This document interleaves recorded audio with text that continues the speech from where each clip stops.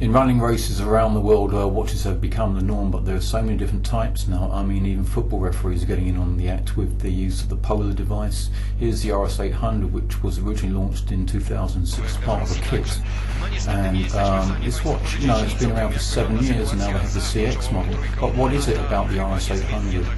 Here at the World Championships, Rob Heffman is here seen winning 50k walk in a magnificent time. And he's a user and owner of the RS800 CX featured here.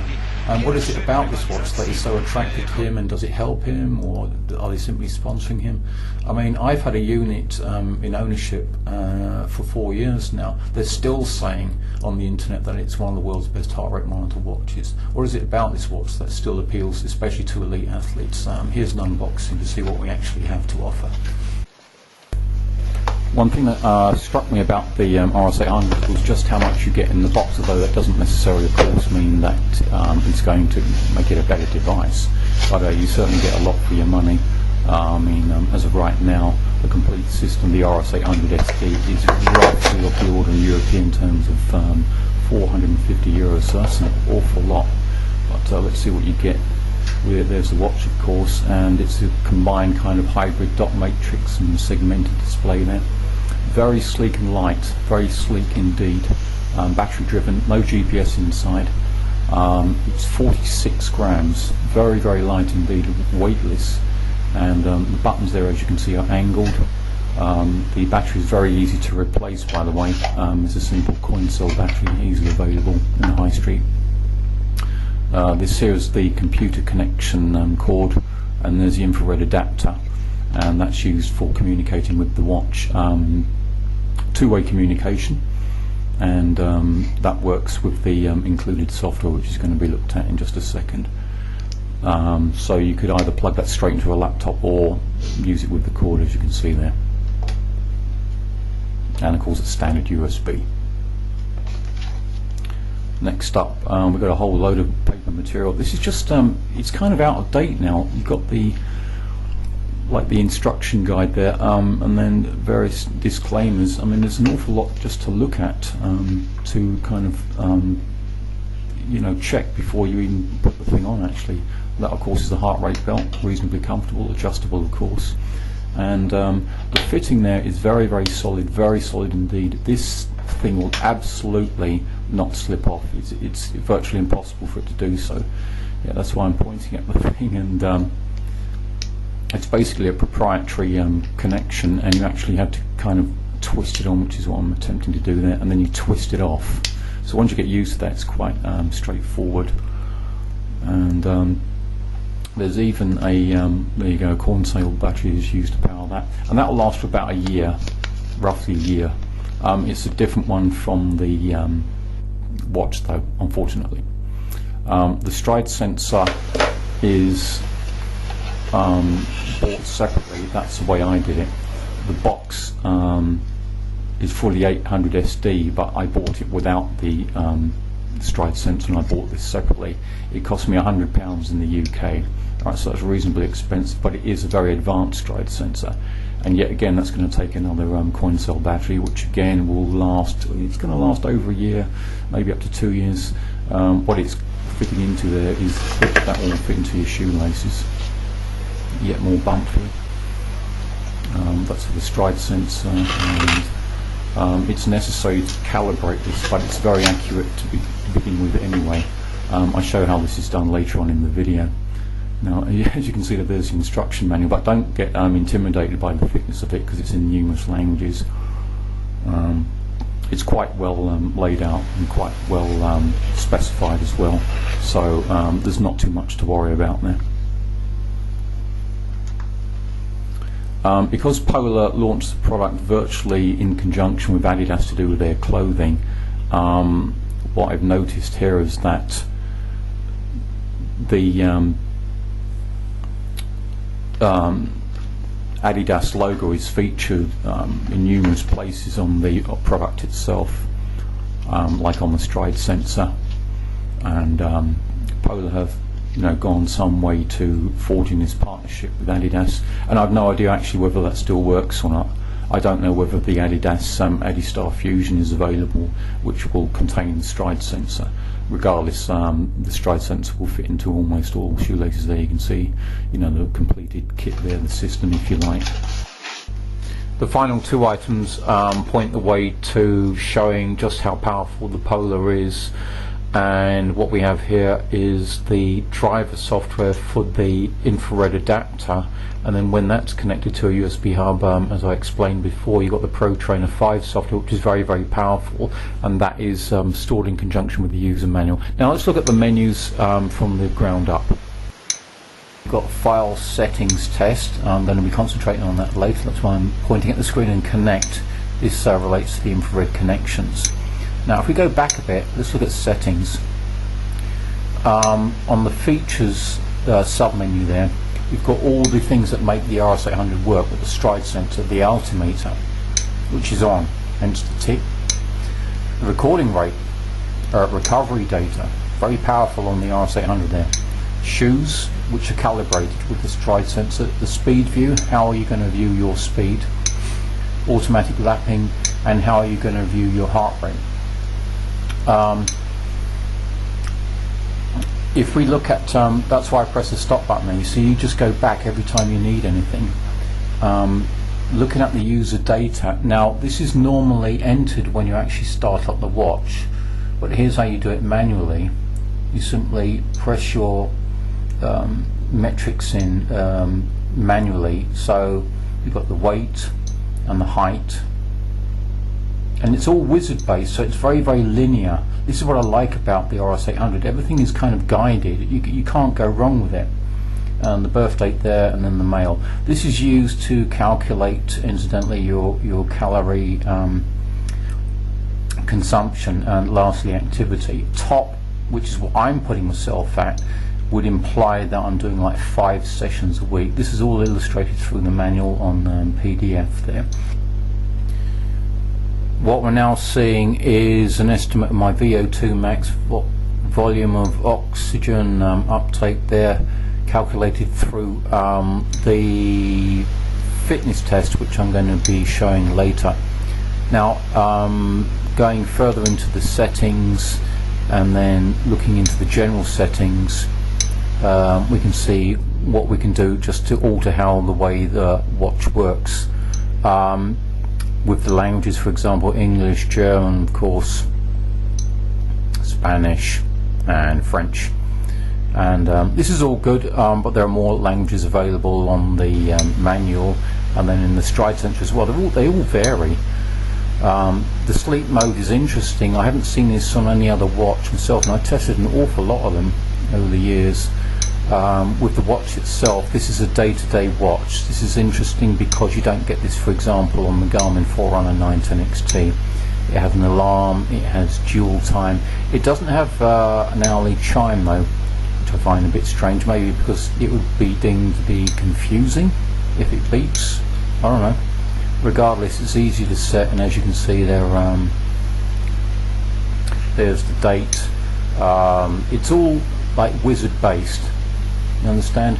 So it just goes sequentially, and this makes it very easy to follow, easy to set, easy to look at, but also kind of convoluted, and you have to learn this stuff. This is what makes this watch complicated and challenging initially. Now here's the alarm. Can you see the light flashing there? It's got the snooze function working, right? That's automatic, and that continues indefinitely, by the way. So that's why I'm actually featuring this in this review. It might seem painful to some people, but again, what about those people who actually want a day-to-day watch? Myself, I prefer to strap on a watch before a workout. Snooze time 9:52, 9:51. One other feature here, time zone. Very, very easy. See, bottom right button, just press it continuously. The final thing would be the light on the RS800, which is not good, and that's just sad.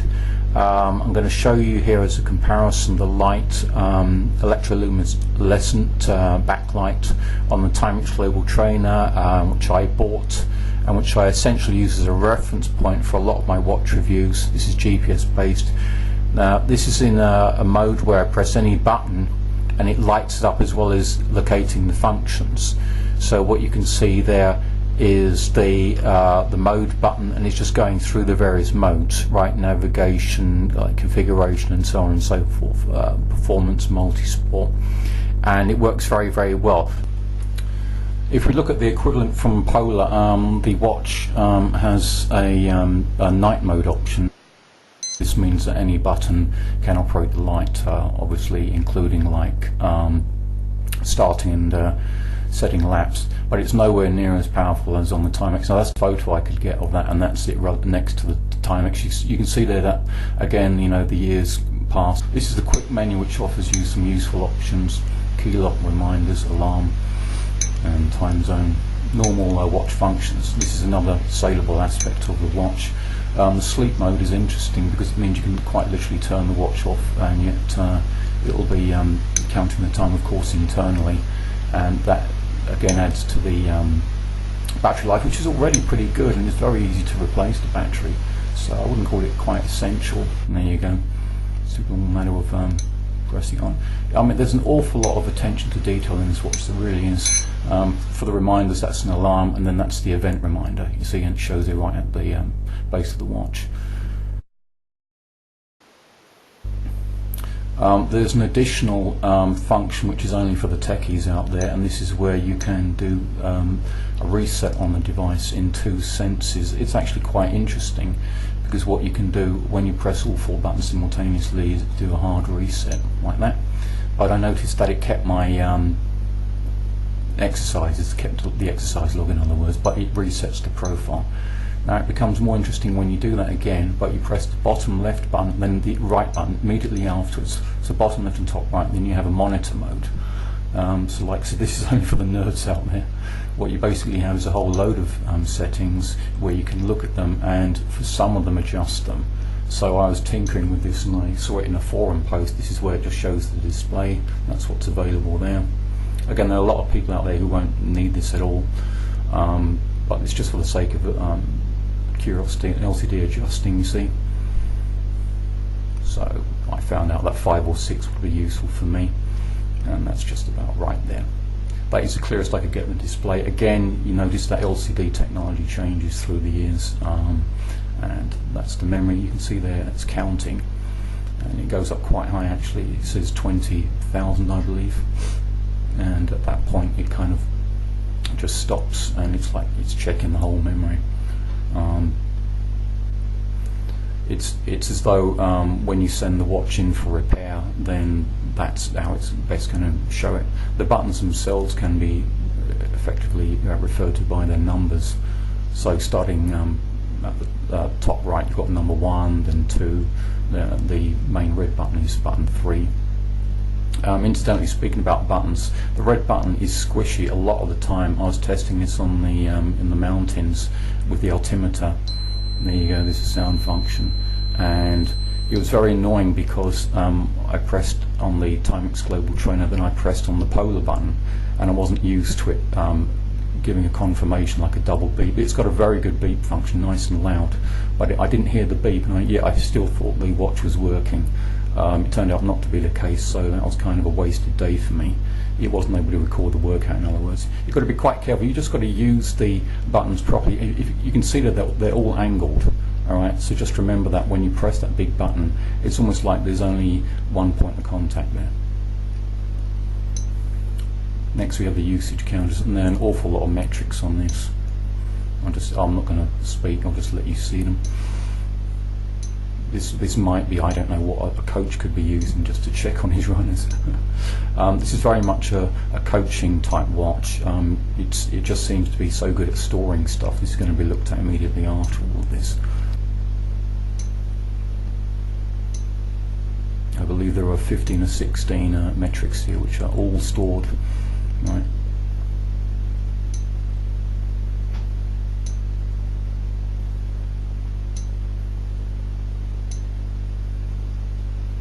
And finally, thank God, we're back to the normal menu, if you want to call it that, for the monitor. The store default settings, I'm not going to do that. Sleep mode, we've just seen that. And finally we're back to the basic menu. What makes me feel good now is that I can start talking about the actual day-to-day operation of the device, starting with the fitness metrics. One of the main selling points, of course, of the RS800 is its very, very considerable and well-designed fitness tests. There are two of these, the fitness test itself and the optimizer. Now it's recommended that you do the fitness test essentially to start what's called a base value, and this might be done once a month, something like that. And what it essentially does is just by lying down for roughly 3 minutes, give you a reading as to your VO2 max level. There you can see it for me, and that's pretty good. Once you've done that, it then attempts to give you through a sub-menu your predicted maximum heart rate. That's then used to give you your heart rate zone for a standard workout. As you can see there, you can also update these values, and then they're then stored in the watch's memory.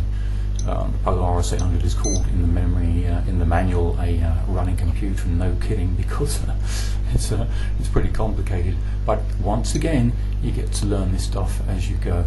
So this is the measurement of my VO2 max, and I believe in previous months I was training more and more and more, so that's where it went, you know, up and up. And you can also delete these if you want, if you feel the need to do that.